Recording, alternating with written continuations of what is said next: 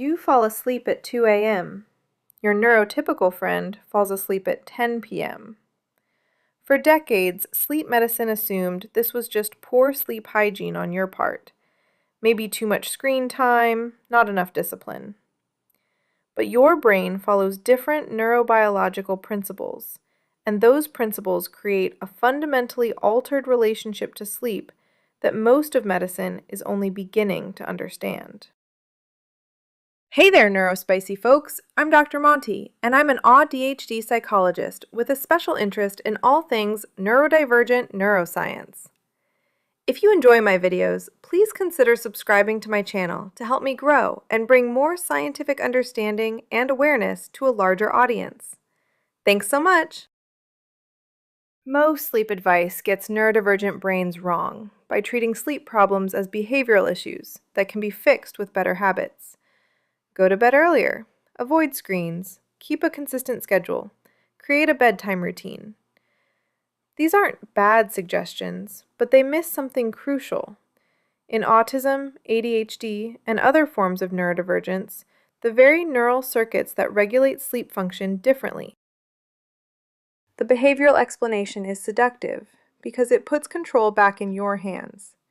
If you just try harder, sleep better, you'll feel better. It validates our cultural belief that sleep is a matter of willpower and good choices. But when a significant majority of autistic individuals and 25 to 50% of people with ADHD report chronic sleep problems, as documented by Cortese and colleagues in their 2013 Sleep Medicine Reviews analysis, we're not looking at a failure of personal responsibility. We're looking at neurobiology. Sleep medicine approaches have traditionally been developed around neurotypical sleep patterns and responses. They assume your circadian clock runs on a 24-hour cycle, that melatonin rises and falls predictably, that your nervous system can downregulate on command. For neurodivergent brains, these assumptions often don't hold. What looks like insomnia or poor sleep hygiene is actually a brain operating according to different neurobiological principles that most sleep interventions weren't designed around. To understand why neurodivergent sleep is different, we need to start with a key principle. Sleep isn't just the absence of waking. It's an active neurological process controlled by specific brain circuits. And in neurodivergent brains, these circuits work differently. Sleep regulation operates through competing neural systems. Think of it like a chemical balance scale. On one side sits glutamate, the brain's primary excitatory neurotransmitter that keeps neurons firing and maintains alertness. On the other side sits GABA, the main inhibitory neurotransmitter that quiets neural activity and promotes sleep. In neurotypical brains, this balance tips predictably toward GABA as bedtime approaches. A 2021 study by Bridi and colleagues in Frontiers in Molecular Neuroscience reveals that the fundamental issue isn't just sleep problems. It's an altered balance between excitatory and inhibitory brain activity that affects how the entire sleep system functions. In many neurodivergent brains, this excitatory-inhibitory balance, what researchers call the E/I ratio, is fundamentally altered.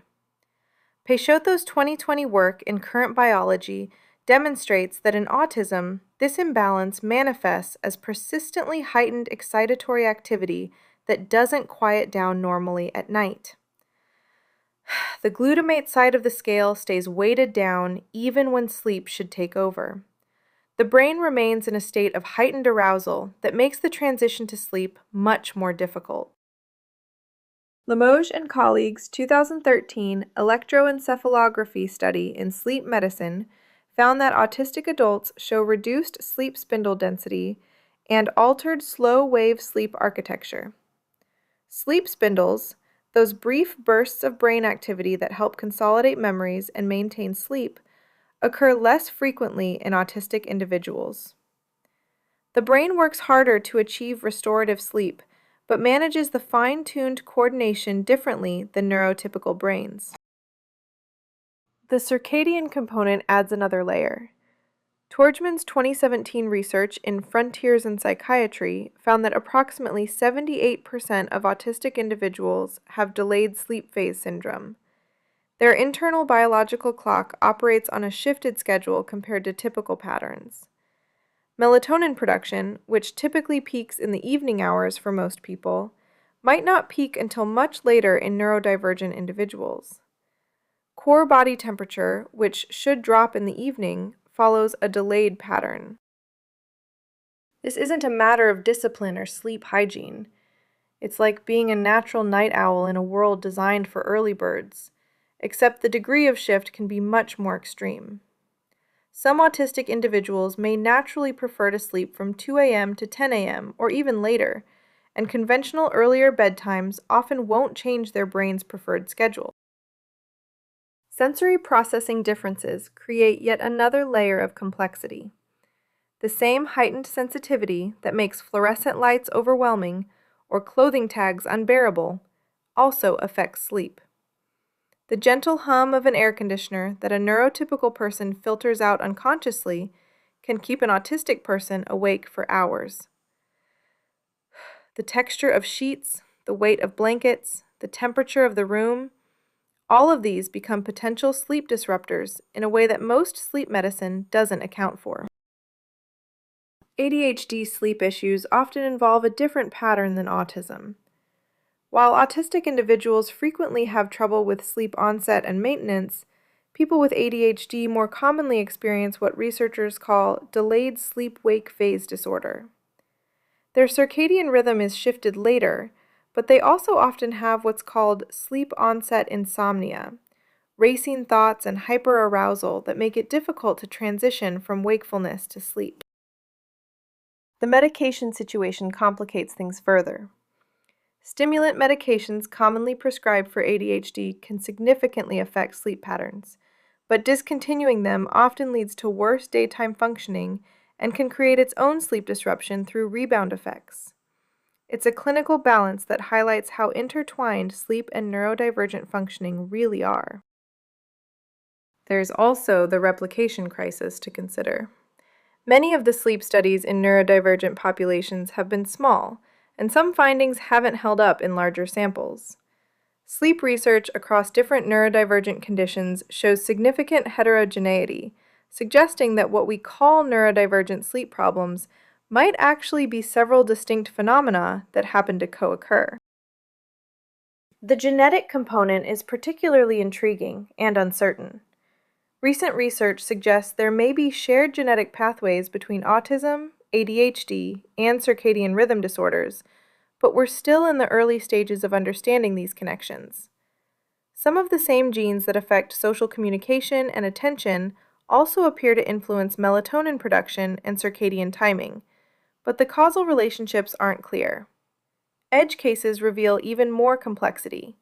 Some autistic individuals are actually short sleepers who function well on 5 to 6 hours per night.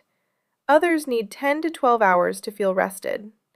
Some have perfectly regular circadian rhythms, but struggle with sleep maintenance due to anxiety or sensory issues. The neurodivergent sleep landscape is far more varied than early research suggested. There's also the question of what's primary and what's secondary. Do sleep problems contribute to neurodivergent traits, or do neurodivergent brain differences cause sleep problems? The emerging consensus is that it's likely bidirectional. Altered neural development affects sleep regulation, and poor sleep during critical developmental periods may exacerbate neurodivergent traits. But untangling cause and effect remains one of the field's biggest challenges. If you're neurodivergent, this research suggests a fundamental shift in how you should think about your sleep struggles. Your sleep difficulties aren't a moral failing or a lack of discipline. They're the result of your brain operating according to different neurobiological principles. This isn't just comforting, it's practically important, because it means the solution isn't to force your brain into neurotypical sleep patterns, but to work with your brain's actual architecture. The excitatory-inhibitory imbalance research suggests that traditional sleep hygiene advice needs to be adapted for neurodivergent brains. If your brain has trouble downregulating excitatory activity, you might need longer wind-down periods, not just 30 minutes, but 2 to 3 hours of gradually reducing stimulation. This isn't indulgence, it's accommodation for how your nervous system actually works. The circadian research has practical implications too. If your natural sleep phase is delayed, fighting it with earlier bedtimes often backfires, creating a cycle of sleep deprivation and increased anxiety around sleep. Instead, the emerging approach is to work with your natural rhythm when possible and use targeted interventions like light therapy and precisely timed melatonin when you need to shift it. For sensory processing differences, the implications go beyond just blackout curtains and white noise machines. You might need to experiment with weighted blankets, specific fabric textures, room temperature control, or even sleeping in separate beds from partners to optimize your sensory environment for sleep. The medication research suggests that if you're taking stimulants or other medications that affect sleep, this needs to be an ongoing conversation with your healthcare provider, not a side effect you just endure. Some people benefit from taking their last stimulant dose earlier in the day, others from adding a small dose of melatonin, and some from switching to non-stimulant medications entirely. Perhaps most importantly, this research suggests that your sleep needs might genuinely be different from neurotypical people. You might need more total sleep time, or sleep at different hours, or have different sleep architecture to feel rested. This isn't pathological. It's variation in human neurobiology that deserves accommodation, not correction. Neurodivergent sleep differences reflect the same neurobiological variations that create distinct cognitive profiles. The excitatory-inhibitory imbalances that contribute to heightened pattern recognition or intense focus also make it harder to downregulate at night. The sensory sensitivities that allow you to notice details others miss also make you more vulnerable to sleep disruption. Understanding this framework isn't about accepting poor sleep as inevitable, but about developing sleep strategies that work with your brain's actual architecture rather than against it. When we stop treating neurodivergent sleep as broken neurotypical sleep and start treating it as neurobiological variation, we open up possibilities for interventions that actually restore rather than exhaust.